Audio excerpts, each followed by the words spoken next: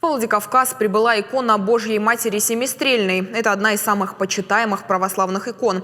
В республику святыню доставили из Москвы. Уже в аэропорту к мироточащей иконе приложились верующие, которые ее встречали на земле Осетии. Сегодня святыню доставят в первую Бесланскую школу. Там пройдет заупокойная служба. По словам сопровождающих икону, она реагирует на события, в которых гибнут невинные люди.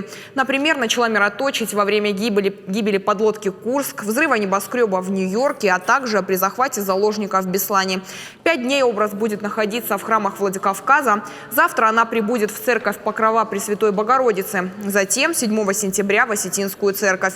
В воскресенье верующие смогут приложиться к иконе в храме Георгия Победоносца, а в понедельник в Ильинской церкви. Доступ к святыне будет открыт с 8 утра и до 8 вечера. Затем святыню перевезут в Южную Осетию. Там она пробудет 2 дня. После этого образ вернут обратно в Москву. Непростая икона, она действительно чудотворная, мироточивая. И люди, когда обращаются к этому образу, то получают помощь, какое-то утешение. И ответ на свои молитвы люди получают. Я думаю, что это важно и для всех.